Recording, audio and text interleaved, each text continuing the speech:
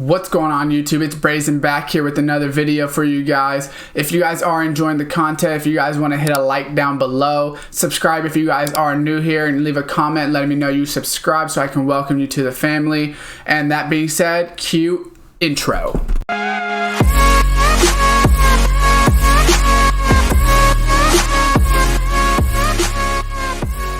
What's going on YouTube, and welcome back to another Madden 22 Ultimate Team video for you guys. Here today we're going to be going over something a little bit different because it kind of seems that the daily objective is always the same now, or at least it has been. I don't know if they plan on changing it, but basically I want to go over how to do it very quickly and get it done. So basically daily objectives is a little bit changed this year. It starts off, you win 2 games and purchase a pack, you get XP and a little bit of coins for that.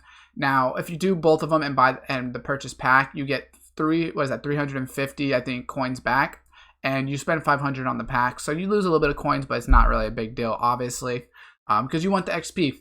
But you win a game, you get 500 XP. Win 2 games, get 1000 XP, and then you purchase a pack, that's another 500 XP. Now the great thing about those is very fast. Obviously, if you just play the game, for me specifically, they make me play the 2 games before my purchase a pack works. I don't know if that's for everyone, but if you're, for whatever reason the purchase a pack didn't work, try just playing the games first and then purchase the pack. And then once you complete all 3 of those, you will unlock the extended daily, which is really what this video is mostly about. Basically, get a first down 25 times in any game mode. And then progress on this can only be made once all other daily objectives have been completed.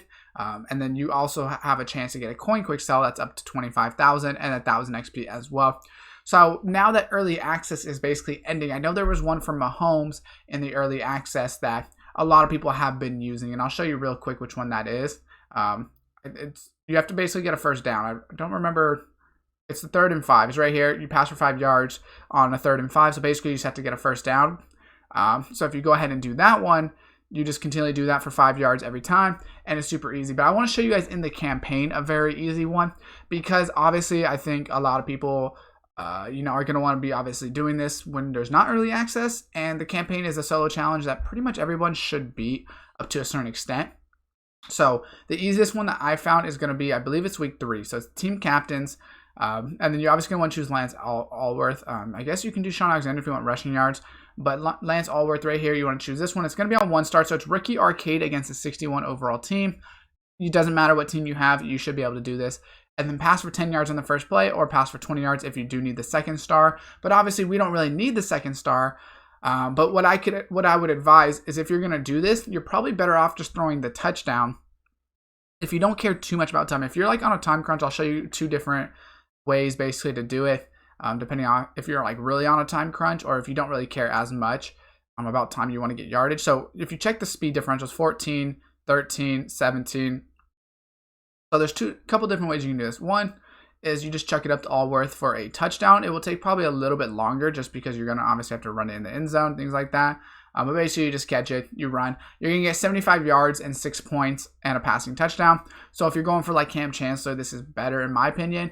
Because really, if we look at it, we'll start from the replay. So, let's see how long it exactly takes for you to get in it. Some people say you can do like the hurry up offense thing. I don't ever really do that, to be honest with you, just because it doesn't really seem to save me that much time. I know it is faster, but don't really care too much. And you just throw it. As long as you just lob it up there, they're not going to be able to catch you because you're such higher speed.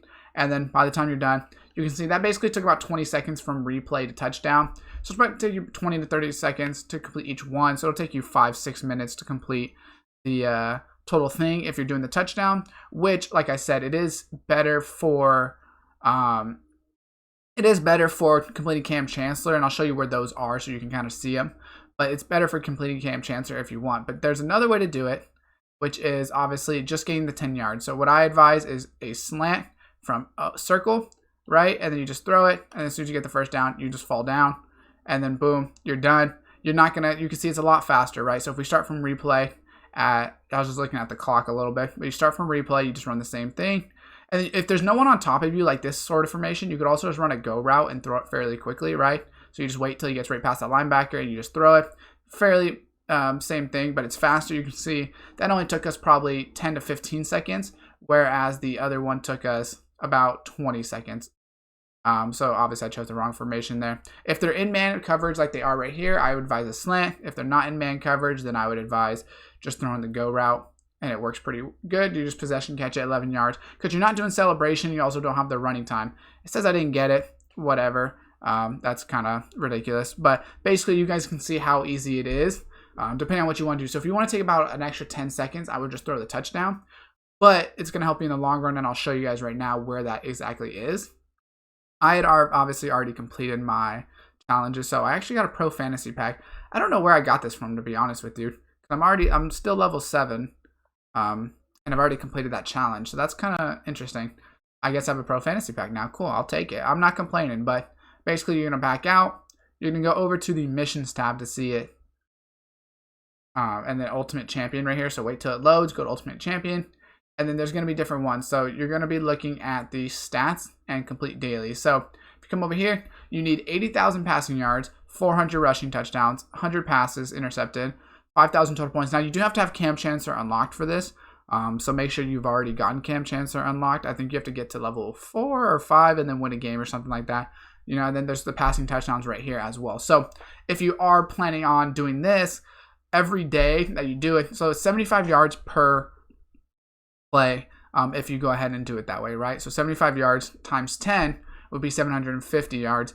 You times that by 2 because, 20, that would be what? 750 times 2 would be 1,500 yards, right?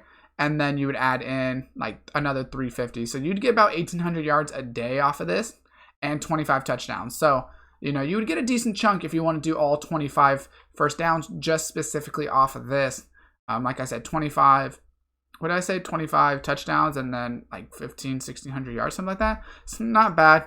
I mean, if you were just doing those by themselves, obviously it would take a while to do the passing yards. But if you're playing the game, you will be able to get it other ways. If you guys want to see a video on how to do all of these like separately, I could put a video out on that.